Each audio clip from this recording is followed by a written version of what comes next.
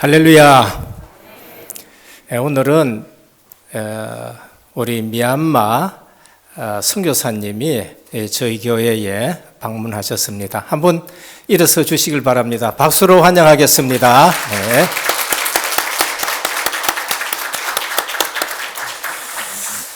우리 옆에 분과 신앙 고백하겠습니다. 예수님은 그리스도 모든 문제 해결자입니다. 다시 인사합니다. 복음 24로 행복한 전도 제자입니다. 하나님이 일을 하시면은 우리는 인도만 받아가면 됩니다.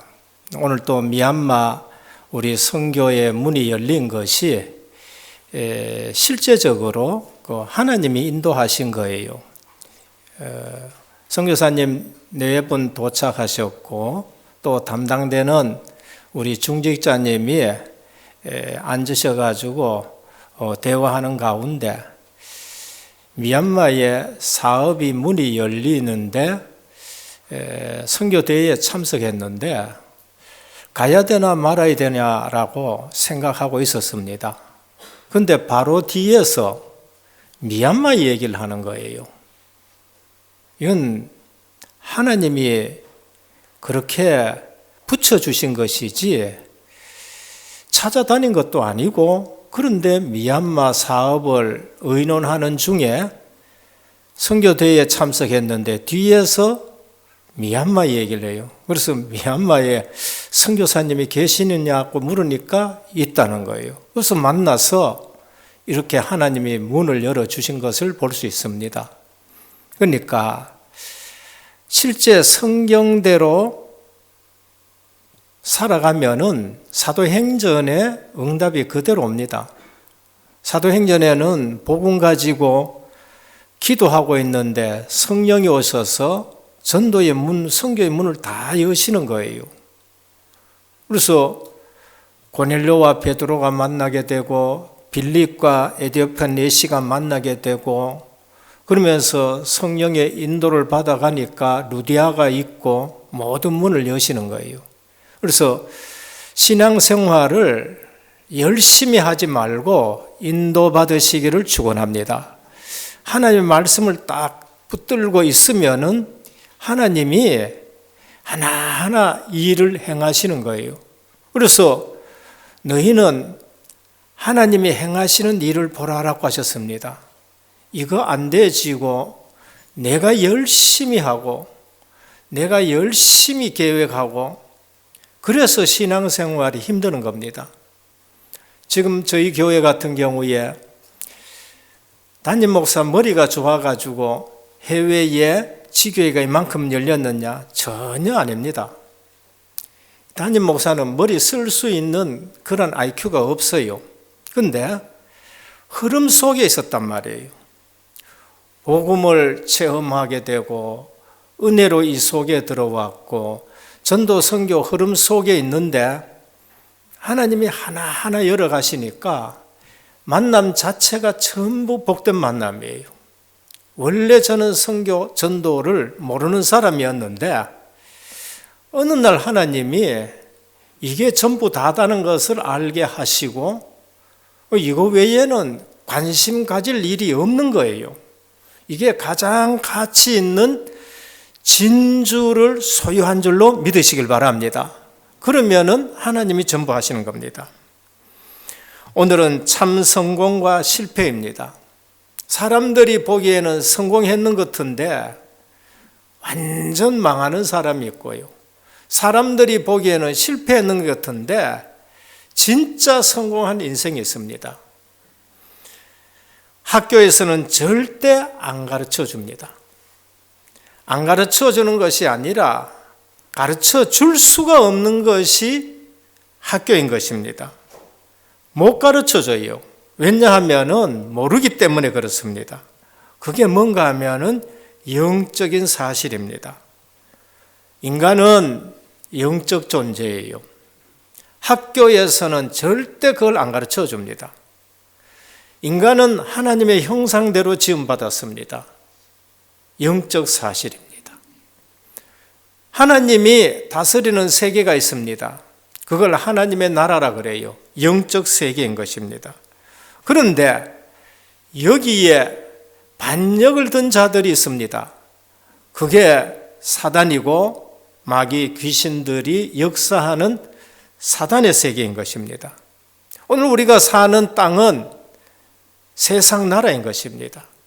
어디에 영향받느냐? 학교에서는 전혀 안 가르쳐 줍니다.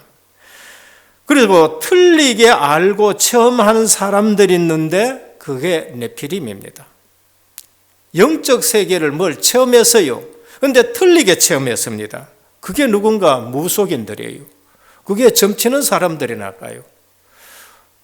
그런데 이거 말하면 안 된다고 정치인들은 공격도 하고 그렇게 합니다.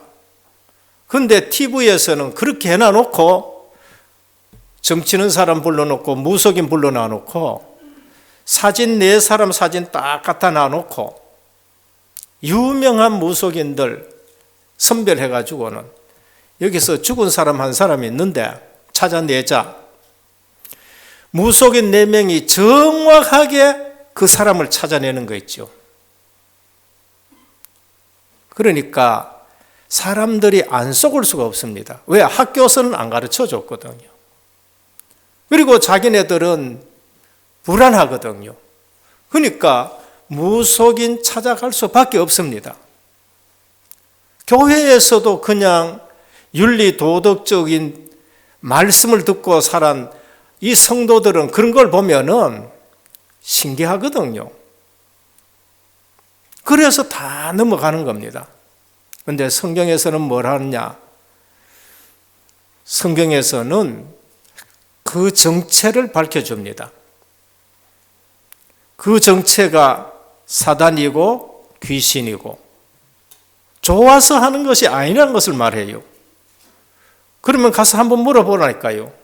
그렇게 용하다는 점쟁이, 그렇게 능력 있고 짝도 타고, 저도 옛날에 복음을 확실하게 잘 모를 때에는 그 TV에서요, 무속인 여자가 삼지창으로 돼지를 갖다가 찍어가지고 그거를 갖다가 딱 세우는데 서는 거 있지요. 복음이 확실하지 않으면 넘어가 버립니다. 그런데 PD가 남자 2사람이 그거 세우려고 해도 안 쓰는 거 있지요. 그러니까 다 넘어가는 거예요. 모르면은 전부 당하게 되어 있는 것이 네피림입니다. 틀리게 알고 체험한 사람들 앞에 영적 세계와 하나님 나라를 모르면은 넘어가게 되는 거예요. 그러면 한번 확인해야 돼요. 그처럼 능력 있는 거, 그처럼 잘 맞추는 거, 그래서 돈 버는 거, 그거 자녀들에게 그럼 물려주겠느냐?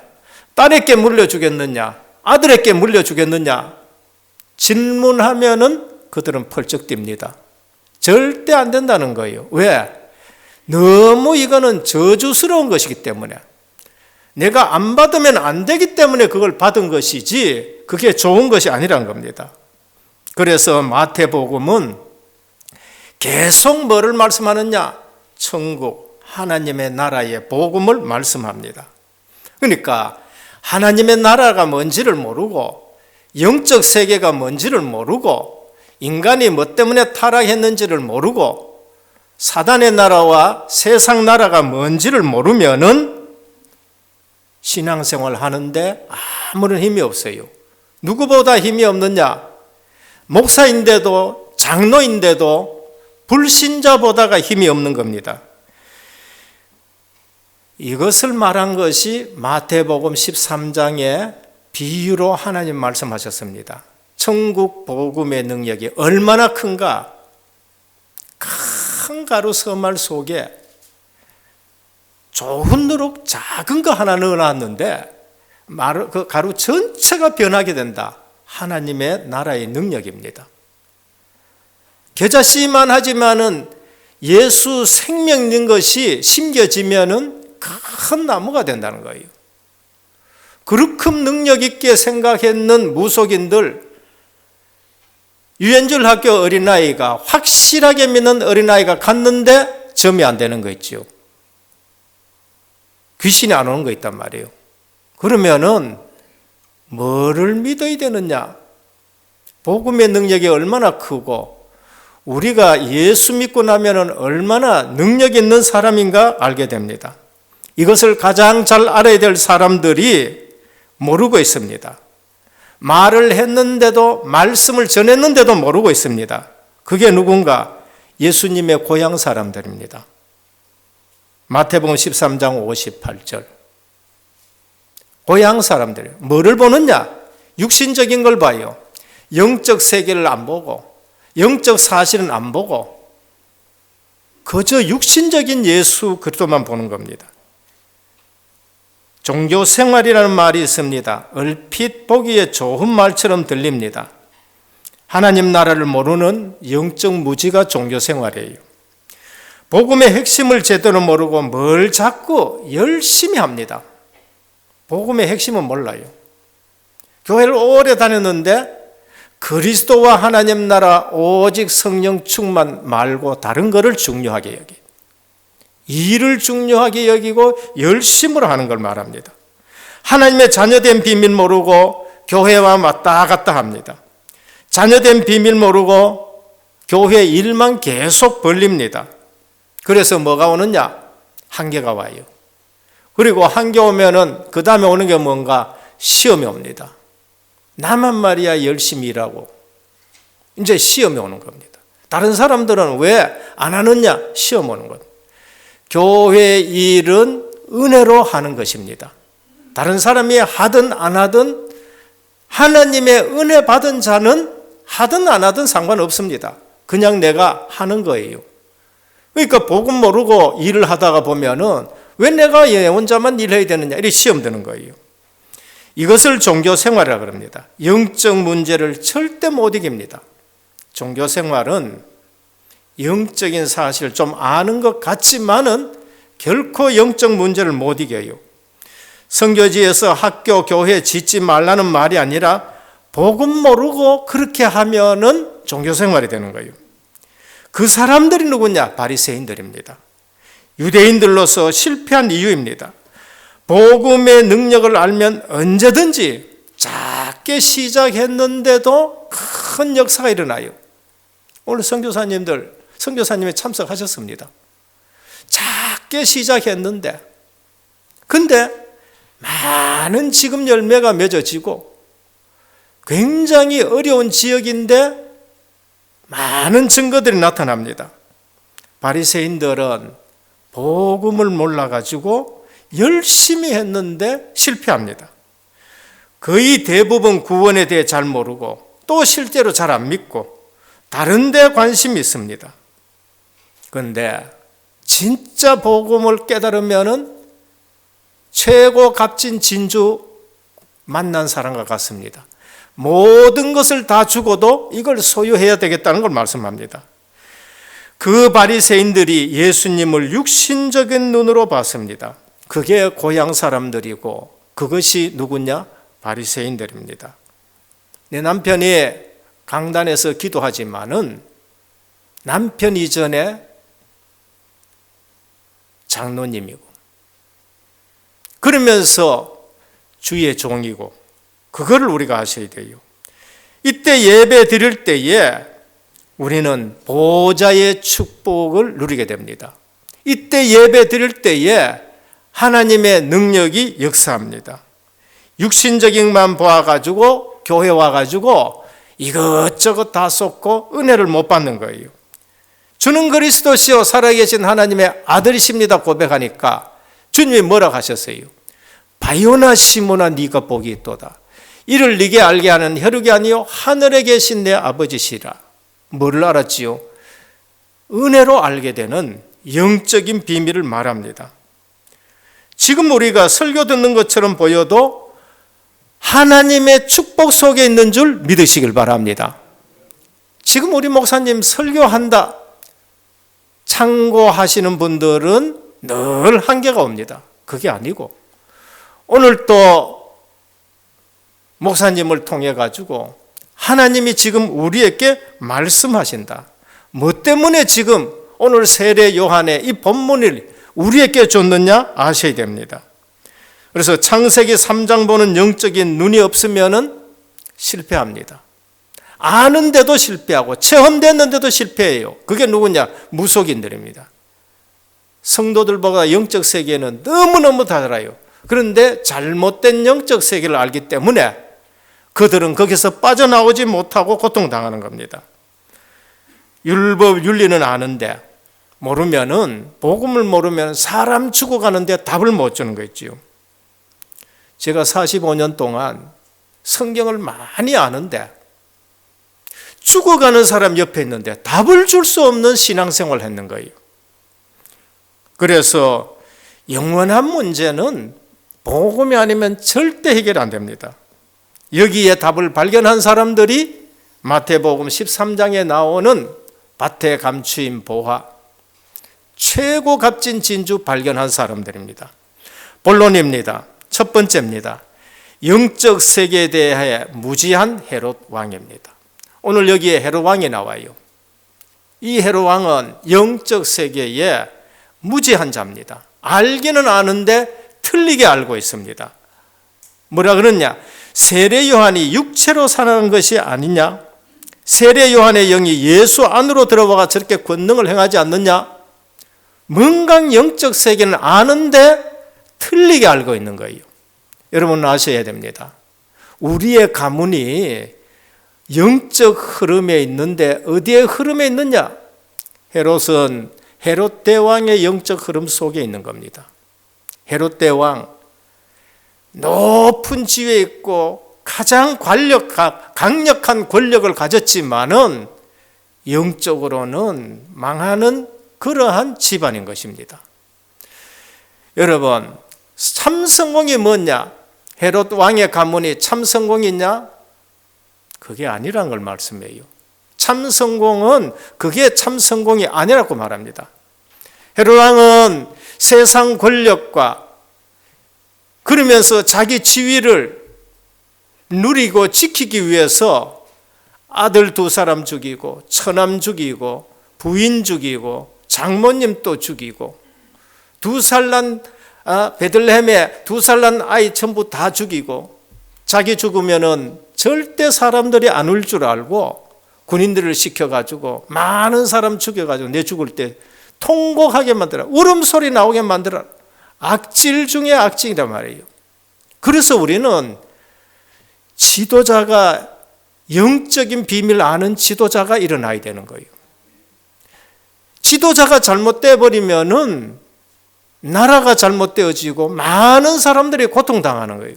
오늘 또 미얀마 얘기했습니다. 얼마나 지금 지도자가 잘못 세워지면은 열악하게 되느냐. 북한보다가 지금 더 못한 나라가 됐다는 거예요. 167개 나라 중에서 얼마나 열하냐. 166개 자리에 지금 와가 있다고 그렇게 말하는 거예요. 헤롯 왕, 헤롯 대왕의 아들입니다. 그러면서 그 영적 흐름이 얼마나 악한가.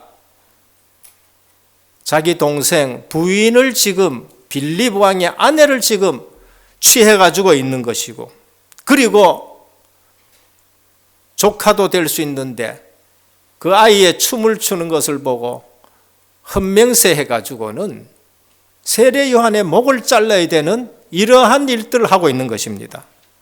영적 세계에 대해 무지한 왕이 일어나면은요, 시대가 어려워지는 거예요. 예수의 소문을 듣고 그가 죽은 자 가운데서 살아난 세례 요한의 영이 그 속에 들어갔다? 잘못된 거예요. 오늘 또 지금 모든 종교는 영적인 부분에서 얼마나 잘못됐느냐. 이러한 사상들이, 이러한 신앙들이 전부 다 있는 거예요.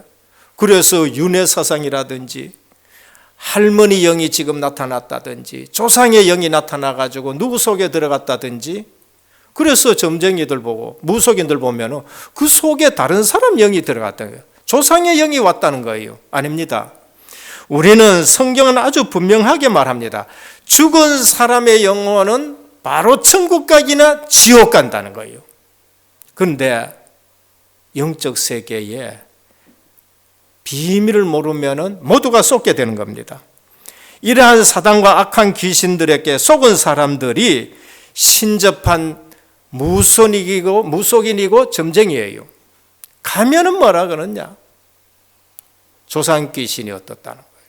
제사를 안 지내가 그렇다고. 성도들 중에도 이 사실을 모르고 귀신은 조상들이라고 생각하는 사람이 있습니다. 성경에도 있고 지금도 있고 앞으로도 있습니다. 사울 왕입니다. 분명히 이스라엘 안에 있고 기름 부어 세운 왕인데도 어려우니까 누구 찾아가요? 신접한 여인을 찾아갑니다. 그래서 역대상 10장 13절 14절입니다. 사울이 죽은 것은 여호와께 범죄하기 때문이라. 그가 여호와의 말씀을 지키지 아니하고 또 신접한 자에게 가르치기를 청하고 여호와께 묻지 아니하였으므로 여호와께서 그를 죽이시고 그의 나라를 이새의 아들 다윗에게 넘겨주었다는 겁니다. 신접한 여자를 찾아가서 왜? 영적 세계를 몰랐어요. 영적인 무지 속에 빠진 겁니다. 뭔가 알기는 아는데 진짜 복음은 놓치고 답은 놓치고 신접한 여자를 찾아가세요.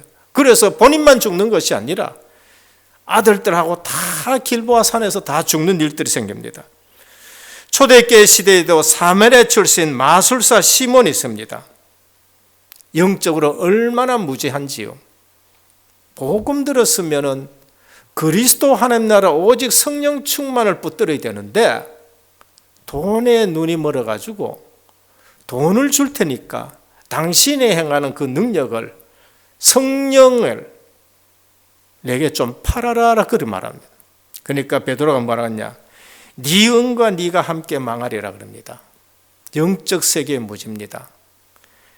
사도행전 19장 13절에 16절입니다. 이에 돌아다니며 마술하는 어떤 유대인들이 시험 삼아 악기 들린 자에게 주 예수의 이름을 불러 말하되 내가 바울이 전파하는 예수를 의지하여 너희에게 명하노라 하더라. 유대인의 한 제사장 스게와의 아들 7 아들도 이 일을 행하더니 악기가 대답하여 이르되 내가 예수도 알고 바울도 알거냐 너희는 누구냐 하며 악기 들린 사람이 그들에게 뛰어올라 눌려 이기니 그들이 상하여 벗은 몸으로 그 집에서 도망하니라 그럽니다. 영적 세계의 무지한 자입니다. 복음이 뭔지를 모르고 하나님 나라를 뭔지 모르고 오직 성령 충만을이 뭔지를 모르면은 이처럼 무지한 일을 하는 거예요. 우리는 복음을 알고 사단이 뭔지를 알고 귀신이 뭔지를 알아야 돼요. 조상이 절대 아닙니다. 그래서 성경은 광명의 천사로 온다는 겁니다. 영적 세계를 바로 알아야 됩니다. 하나님의 나라, 사단의 나라, 세상 나라. 세상 나라만 아는 자들은 심판을 두려워하면서도 회개는 절대 하지 않습니다. 오늘 헤로드 왕 두려워합니다. 세례 요한 죽이는 거 두려워하고 예수님의 말씀을 두려워합니다. 죄의식도 느낀다니까요. 그런데 회개는 하지 않습니다. 죄의식을 느끼고 두려움에 있어도 자신의 죄를 회개하지는 않습니다. 단지 두려워하고 죄악에서 떠나려는 하지 않습니다. 왜? 육신적인 것만 바라보는 거예요. 이유는 영적 세계의 무지와 악인과 사단의 공통점이 뭔가? 악인과 사단의 공통점은 죄를 회개하지 않는다는 겁니다. 사단은 절대 회개할 수 없습니다. 그래서 사단은 계속 이빨 가는 거예요. 내만 망하지 않고 다른 사람도 같이 망하게 하려고 하는 것이 그들의 사단의 속성이에요. 악한 자의 속성이 바로 그렇습니다.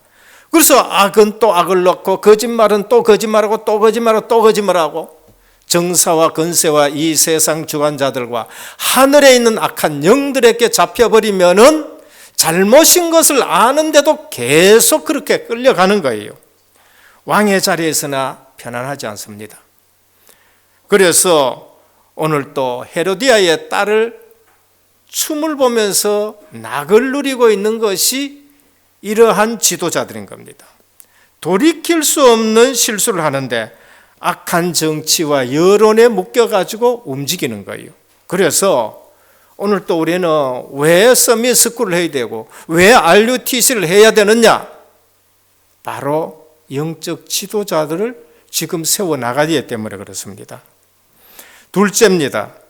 우리는 성경을 통해 우리 문제에 대한 바른 해석이 필요합니다.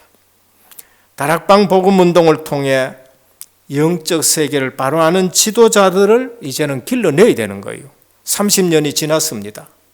앞으로 또 30년을 가면서 이제는 이 시대에 후손들 중에서 후대들 중에서 영적 지도자를 길러내야 됩니다. 영적 세계를 모르면 큰일을 절대 하지 못합니다. 큰일을 할 수 있는 자리에 올라갔는데 무너지는 거 있죠. 큰일을 할 수 있는 지도자 자리에 올라갔는데 무너진단 말이에요. 큰 인물은 실력도 실력이지만은 다른 힘을 가지고 있어야 됩니다. 그게 뭔가? 138입니다.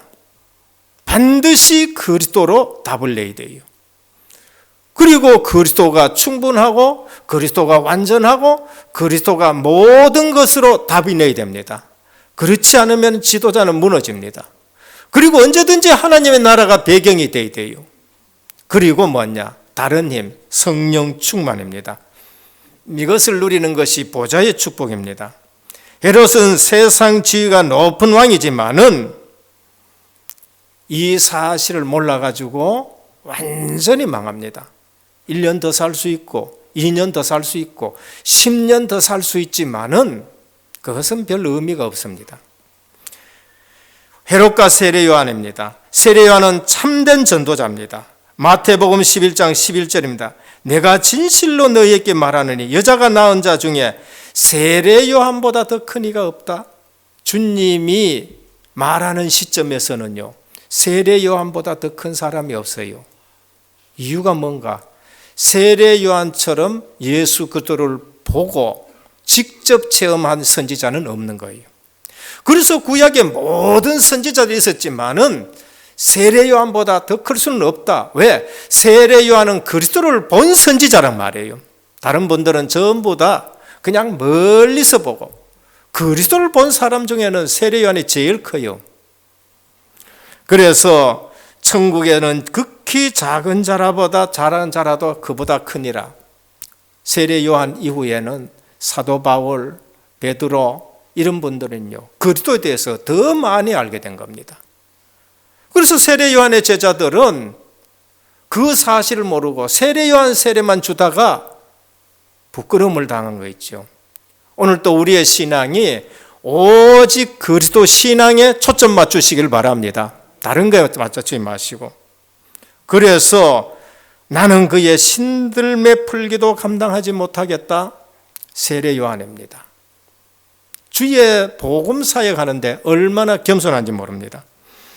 오늘 우리는 이런 인물들이 지금 교회에서 나와야 되고요, 이런 인물들이 지금 나라에 필요한 겁니다. 그래서 오늘 우리는 충신은 국가의 어려움이 오면은 알 수 있다 말입니다. 효자는 가문이 어려울 때의 효자를 알 수 있다 그래요. 그래서 오늘 이 시대에 선교도 어렵고 전도도 어려운 시대에 정말로 우리는 이러한 언약을 가진 인물들이 나와야 합니다. 교회, 직장, 가정에 힘이 들 때에 복음 가진 사람이 나타나는데 그것이 바로 렘넌트 7명입니다. 마지막 세 번째입니다. 우리는 세 가지 믿음을 회복하셔야 됩니다. 그게 뭔가? 영적 문제 해결입니다. 죄 문제 해결, 사단 문제 해결, 방황할 수밖에 없어 하나님 못 만난 문제 해결. 그거는 오직 그를 통한 구원 얻는 믿음입니다. 오늘 우리가 가장 중요하게 붙들어야 할 건 뭔가? 구원 얻는 믿음이에요. 사물, 사람에 대한 신뢰도 믿음입니다. 그러나 그것은 구원 얻는 믿음이 아니에요. 구원 얻는 믿음은 하나님이 내게 주시는 것인데, 너희가 그 은혜를 인하여 믿음으로 말미암아 구원을 얻었나니 이것이 너희에게서 난 것이 아니요 하나님의 선물이라고 말합니다. 오늘 저와 여러분들이 가지고 있는 믿음이 하나님 주신 믿음인 줄 믿으시길 바랍니다. 그 믿음을 말하는 거예요. 나는 왜 이렇게 열심히 하는데 않냐? 자기 믿음이에요. 종교에서 나온 믿음이에요. 하나님이 주신 믿음을 소유한 자는 은혜구나. 은혜구나. 그래서 은혜로 신앙생활하고 은혜로 헌신하고 은혜로 섬기고 그런 거예요. 은혜에서 나오는 거는 누구도 그거를 막을 수도 없고 막히지도 않는 것입니다.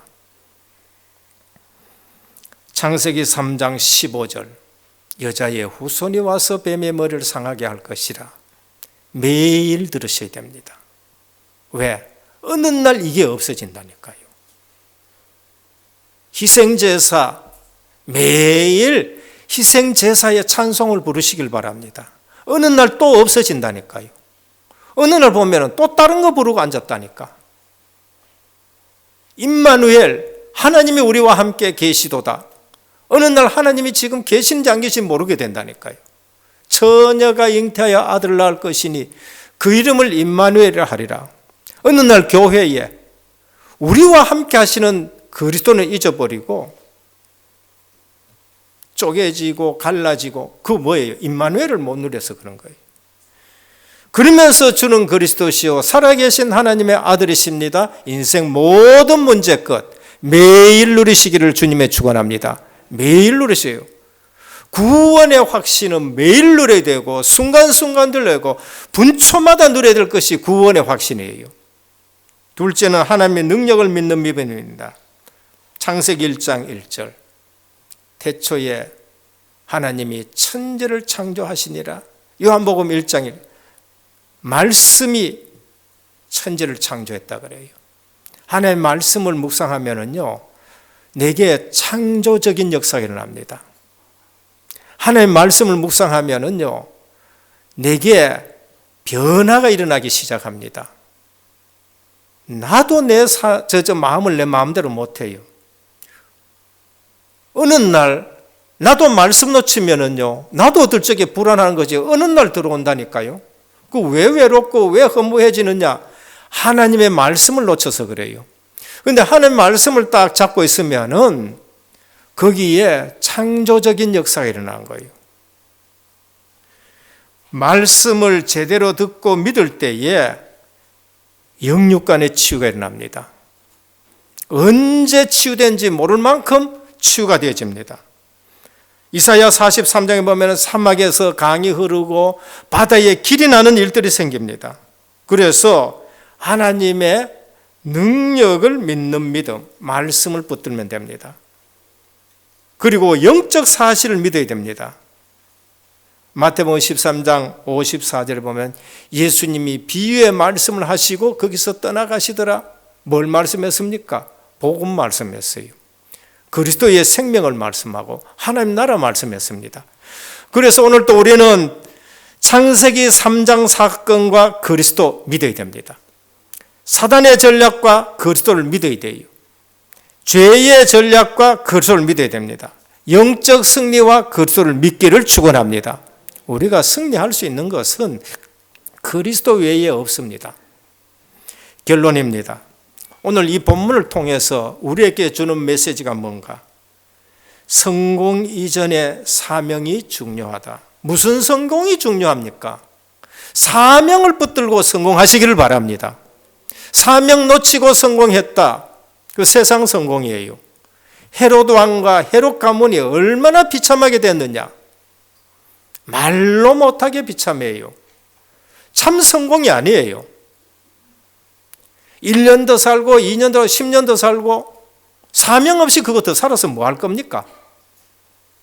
사명 있는 사람은요 죽음을 두려워하지 않고 선교 지역도 가고 죽음을 두려워하지 않고 복음 전하러 댕기고 성공 이전의 사명이 중요하다. 세례 요한은 사명을 발견한 나시린입니다. 주님의 길을 예비하러 온 메신저입니다. 그래서 세례 요한은 성공 이전에 사명을 붙들고 살아간 사람이에요. 둘째는 사명을 찾은 자는 생명을 겁니다. 사명을 발견했다. 전 재산을 팔아서라도 그 진주를 사는 거예요. 사명을 발견했다. 모든 것을 팔아서 보화 묻힌 밭을 사게 되는 것입니다. 생명을 거는 겁니다. 순교 시대에는 순교의 사명이 필요하지만은 지금은 순교 시대가 아니니까 순교적 사명이 필요해요. 나는 은혜교회에, 나는 내 생애에 하나님이 주신 사명이 뭔가, 거기에 순교적 사명을 걸어야 돼요. 주의 교회에 나는 기도의 등불을 켜는 걸 사명으로, 나는 주의 교회에, 선교에 나는 생명을 거는 사명자로, 주의 교회에 나는 가르치는 자로, 사명으로. 사도행전에 보면은 말씀과 기도에 전무하리라, 거기에 생을 거는 거예요. 주의 종들은 말씀과 기도에 생을 걸어야 되고요.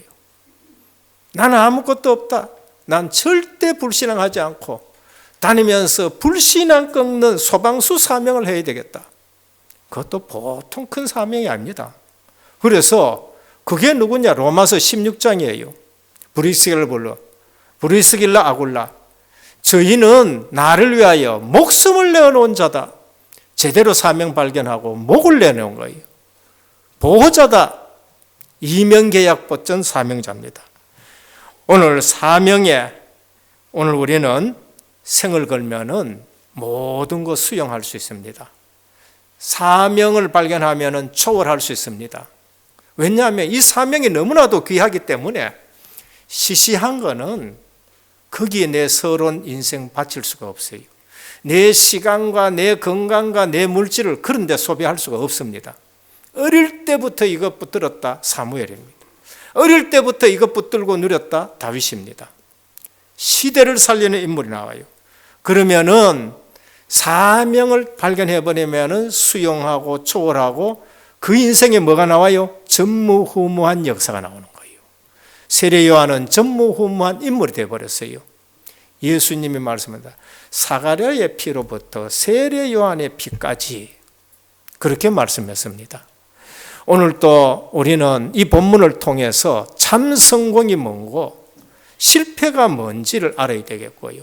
그러면서 사명을 발견하는 것이 성공보다가 더 중요하다. 그리고 사명을 가지면은 생을 거는 그러한 순교적인 신앙생활을 하게 되는 것이고, 그리고 알게 되면은 수용하고 초월하고 전무후무한 응답이 우리에게 오게 됩니다. 이 축복받기를 예수 그리스도 이름으로 축원합니다. 하나님 감사합니다. 오늘 또 세례 요한 생애를 통해서 참 사명이 무엇인지를 알고 참 성공이 무엇인지를 알게 됩니다. 우리는 영적 세계를 알아야 되는데 복음 가지고 알면은 하나님의 나라의 보좌의 축복을 누리고 하나님 나라 확장하는 일에 생명건 사명을 발견한 자입니다. 오늘 또 모든 것 수용하고 초월하고 전무후무한 인생을 살아가게 하옵소서. 예수 그리스도 이름으로 간절히 기도드립니다. 아멘.